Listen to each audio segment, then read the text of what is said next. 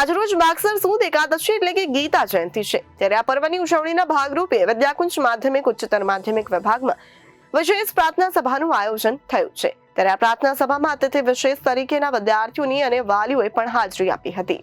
આજરોજ માગસર સુદ એકાદશી એટલે કે ગીતા જયંતિ આ પર્વની ઉજવણીના ભાગરૂપે વિદ્યાકુંજ માધ્યમિક ઉત્તર માધ્યમિક વિભાગમાં વિશેષ પ્રાર્થના સભાનું આયોજન પણ થતું હોય છે।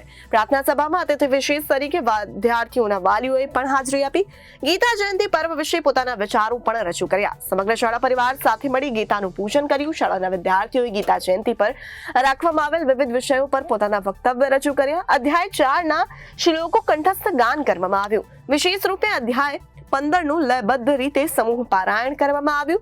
શાળાના સંચાલક મહેશભાઈ પટેલે શ્રીમદ ભગવદ ગીતા ઉપર વિદ્યાર્થીઓને ખૂબ સુંદર રીતે વક્તવ્ય આપ્યું। સમગ્ર વાતાવરણ શ્રીમદ ભગવદ ગીતાના વિચારો અને સુશોભનથી સજ્જ બન્યું હતું અને આધ્યાત્મિક વાતાવરણનો અનુભવ કર્યો હતો। શ્રીમદ ભગવદ ગીતાના વિચારો વાગોળતા કાર્યક્રમ સંપન્ન થયો હતો। આ સમગ્ર કાર્યક્રમનું સંચાલન શાળાના શિક્ષિકા પંડ્યા જિજ્ઞાસાબેને કર્યો હતો। હું પંડ્યા જિજ્ઞાસા શૈલેષ કુમાર વિદ્યાકુંજ માધ્યમિક વિભાગમાં ગુજરાતી વિષયના શિક્ષક તરીકે કાર્યરત છું। અમારી શાળામાં આજે માગસર સુદ એકાદશીના પાવન પર્વ નિમિત્તે ગીતા જયંતિની ઉજવણી ખૂબ જ ઉલ્લાસમય અને ઉર્જામય વાતાવરણમાં કરવામાં આવી। અમારા શાળાના બાળકોએ ખૂબ જ સુંદર રીતે શ્રીમદ ભગવદ ગીતાના વિચારો ઉપર પોતાની સ્પીચ રજૂ કરી। શ્રીમદ ભગવદ ગીતાનો અધ્યાય 4 અને અધ્યાય 15 બાળકોએ કંઠસ્થ કર્યા। ત્યારબાદ અધ્યાય 15નું સમૂહમાં પારાયણ પણ થયું। આ ઉપરાંત ગીતા સંદેશ પણ અમે સમૂહમાં સંકલ્પ લેવડાવ્યો।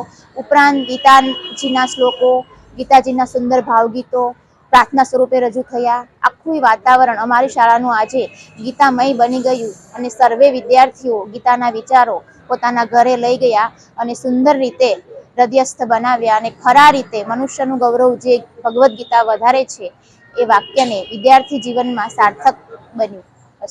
Reporter Arvind Rathod, Janadesh news, Surat.